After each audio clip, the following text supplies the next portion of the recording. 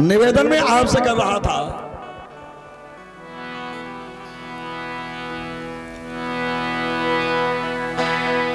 कदर्भ ऋषि ने श्राप दिया महाराज पांडु को,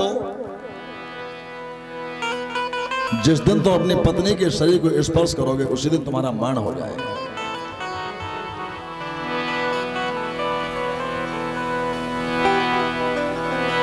प्रेम से बोलो श्री सीताराम जी महाराज की जय हो, श्री हनुमान जी महाराज की जय हो, भक्तवत्सल भगवान की जय हो। महाराज ने पांडु को श्राप दे दिया। मैं आपसे यह चर्चा कर रहा था कि संत की वाणी कभी फेल होती नहीं है। संत के वचन होए नहीं फीका, जो न मिटे पत्थर की लीका। संत की वाणी फेल नहीं होती है। हनुमान जी महाराज जी रावण के सामने खड़े हैं। हनुमान जी महाराज जी रावण के सामने खड़े हैं और रावण ने मंत्रियों से कहा, बोले मंत्री एक काम करो, बंदर का शीश काट के फेंक दो, अंग भंग करिए पटबंदर। लेकिन ध्यान देना, संसार में जब मौत नहीं होती है तो राइफल की गोली भी फेल हो जाती है, और यदि मौत है तो ठेबो लगत नहीं काम हो जाता। रावण ने आदेश कर दिया कि बंदर का शीश काट के फेंक दो, लेकिन ध्यान देना, बचाने वाला भी मौजूद वहीं खड़ा है। वो कौन है? नीति विरोध न मारिय दूता। विभीषण। विभीषण ने कहा, महाराज दूत को जान से मारना नीति के विरुद्ध है। फिर आन दंड कछु करिए गुसाई, और कछु दंड दे दो। हनुमान जी खड़े हैं। रावण ने एक बात कही हनुमान जी से, बोले हनुमान,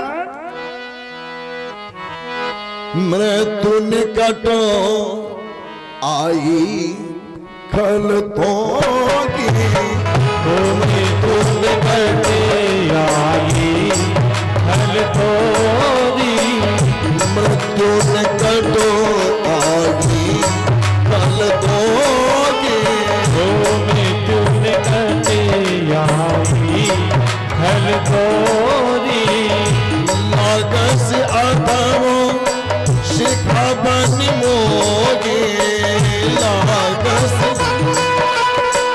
शिखा बन मोगे, मैं तुन कट आई कल तोगी, मैं तुन कट आई कल तोगी। रावण ने कहा कि हनुमान तुम्हारी मृत्यु आ गई, मृत्यु निकट आई खल तो ही। गोस्वामी जी महाराज जी ने महाराज बहुत कुछ लिखा है, बहुत कुछ लिखा है, और मानस में अवधी भाषा का गोस्वामी जी महाराज जी ने प्रयोग किया है।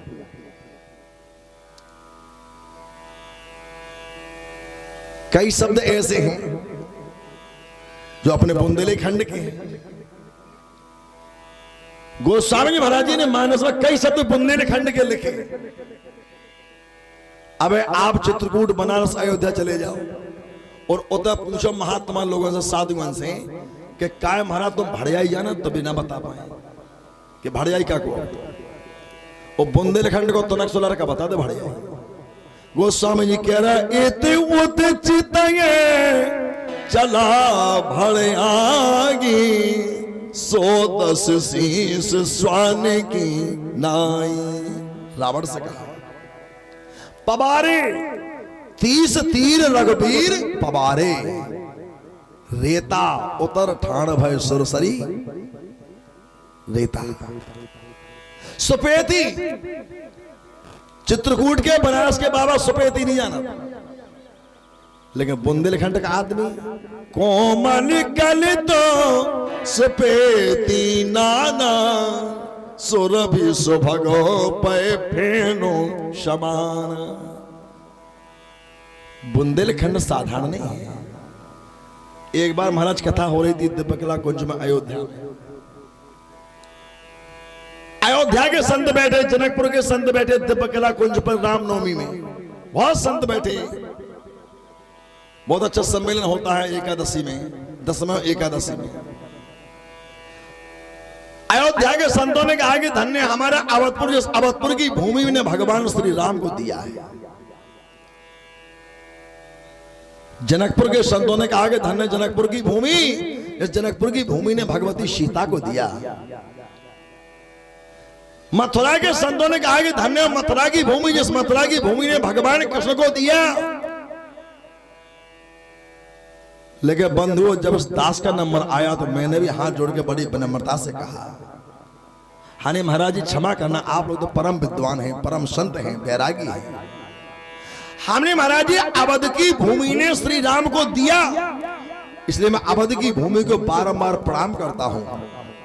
जनकपुर की भूमि ने भगवती सीता को दिया, मैं जनकपुर की भूमि को कोटि कोटि वंदन करता हूं। मथुरा की भूमि ने श्री कृष्ण को दिया, मथुरा की भूमि को मैं दंडवत प्रणाम करता हूं। लेकिन हनी महाराज क्षमा करना, ना आपका अवधपुर धन है, ना आपका जनकपुर धन है, धन तो हमारा बुंदेलखंड है, जिस बुंदेलखंड की भूमि ने श्री राम कथा को दिया, बाबा तुलसी बुंदेलखंड।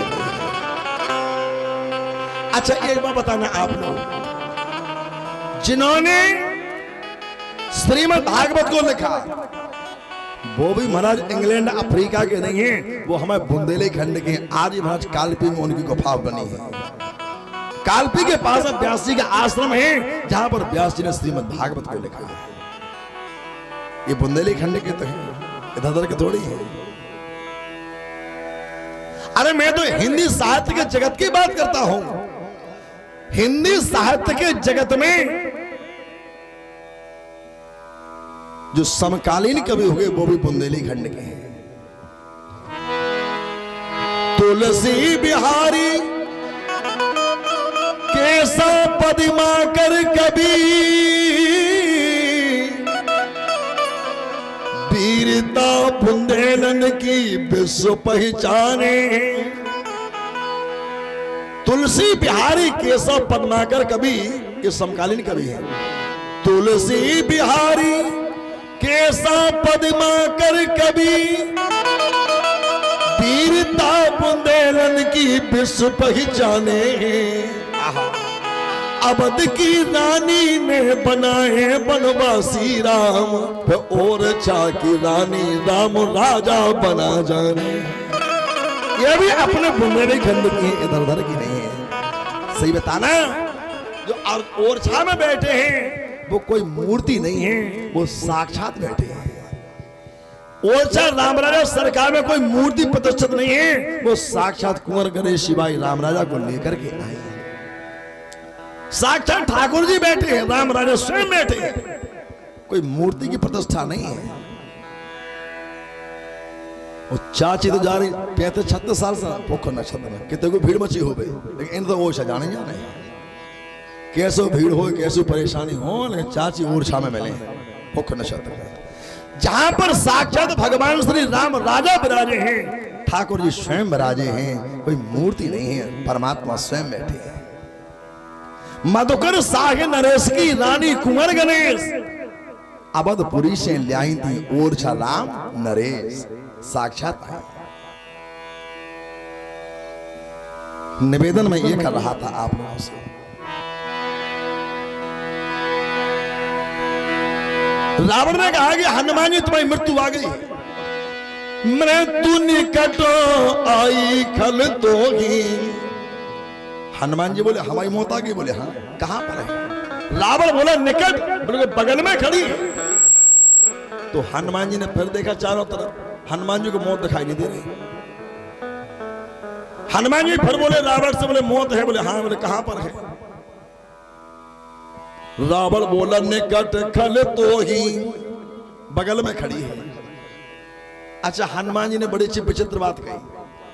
हनुमान जी बोले रावण से, बोले रावण जा बताओ, यदि हमारी मौत आ गई तो तुम्हें कैसे दिखाई दे रही? हमारी मौत तुम्हें कैसे दिखा रही? जी की मौत आवत वो के देखा।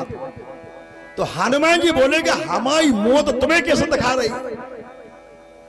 अरे रावण बोला निकट खल तो ही, बगल में खड़ी है, पास में खड़ी है। अरे हनुमान जी महाराज, हनुमान जी महाराज जी ने कहा रावण से, रावण मौत भले ही बगल में खड़ी, लेकिन देख तो मत तुम्हें रही, हमें नहीं देख रही है। मौत हमारी नहीं है, मौत तुम्हारी है। रावण बोला फिर तुम्हारे बगल में क्यों खड़ी है? यदि हमारी है तो तुम्हारे बगल में क्यों खड़ी है? अरे हनुमान जी बोले सुनो, वो तो हमसे परामर्श करने के लिए आई है, सलाह लेने के लिए आई है कि रावण का मामला आज ही साफ कर देंगे, 15 दिन बाद साफ कर देंगे। परामर्श करने के लिए आई है। इसी चौपाई के नीचे गोस्वामी चौपाई लिख रहे हैं, उल्टा हुई है कहे हनुमाना, उल्टा हुई है कहे हनुमाना, उल्टा हुई है कहे हनुमाना, उल्टा हुई है कहे हनुमाना, मत भ्रम तोर प्रगटों में जाना, मत भ्रम तोर प्रगटों में जाना, उल्टा हुई है हाँ, उल्टा हुई है हाँ, उल्टा हुई है कहीं हनुमान, उल्टा हुई है कहे हनुमाना, मत भ्रम तोर प्रगट में जाना, मौत मृत्यु निकट आई खल तो ही, लागस अधम सखावन होई। कहने का भाव तुम्हारा ये है कि और की वाणी चाहे फैल हो जाए पर संत की वाणी फैल नहीं होती। आज महाराज पांडु शिकार खेलने के लिए रोज जाया करते हैं, लेकिन जैसे महाराज पांडु का एक नियम और था कि सूर्य भगवान यदि अस्ताचल में प्रवेश कर गए तो महाराज पांडु पे भोजन नहीं करते थे। महाराज पांडु शिकार खेलने के लिए गए, सूर्य अस्ताचल में प्रवेश होने वाले थे। कुंती ने माद्री से कहा कि माद्री, सूर्य यदि अस्ताचल में प्रवेश हो गए तो महाराज भोजन नहीं करेंगे। तो माद्री बोली हमें करना क्या है? कुंती बोली माद्री से, माद्री एक काम करो, नक्शे लेकर के तुम सिर तक श्रृंगार कर लो और अपने मुखमंडल को निकाल करके सूर्य भगवान की ओर देखने लगो। माद्री ने नक्शे लेकर के सिर तक श्रृंगार किया, श्रृंगार करके माद्री ने अपने मुखमंडल को निकाल करके सूर्य भगवान की ओर देखने लगी। तो बंधुओं, माद्री की सुंदरता को देख करके सूर्य भगवान ने भी अपने नियम को बदल दिया। सूर्य भगवान अस्ताचल में प्रवेश ही नहीं हो रहे। सूर्य भगवान ने भी नियम तोड़ दिया। महाराज पांडु आए, पांडु ने भोजन किया, पान चबाया, कुंती से पूछा कुंती माद्री कहां है? बोले महाराज माद्री अपने मुखमंडल को निकाल करके सूर्य भगवान की ओर देख रही है। क्यों? बोले रात्रि का समय हो रहा है, सूर्य भगवान मुखमंडल को देख करके नियम को तोड़ गए, रात के 9 बज रहे हैं। महाराज पांडु बोले कुंती की माद्री की सुंदरता को देख करके सूर्य भगवान ने अपने नियम को तोड़ दिया। सुंदरता को देख करके अब तो महाराज पांडु ने कुंती से कहा, कुंती आज हमारे मन में एक भाव बन रहा है, हम माद्री के भवन में जाना चाहते हैं। रात्रि के 12 बजे हैं, सनहि सनहि में सपदम कृतस्तथा। धीरे धीरे महाराज पांडु चले, माद्री के भवन में पहुंचे, माद्री से हास विलास की बातें करने लगे। और जैसे महाराज पांडु ने माद्री के हाथ को पकड़ा तो कदरवसी का श्राप फलित हो गया। माद्री के शरीर को स्पर्श किया और महाराज पांडु के प्राण निकल गए। शंकर भगवान की जय हो, श्री हनुमान जी महाराज की जय। मरणो मृदंग जातो मरणांत काले तय रूप मुरसम सब शेष राज्ञा। महाराज पांडु के प्राण निकल गए, महाराज पांडु समाप्त हो गए।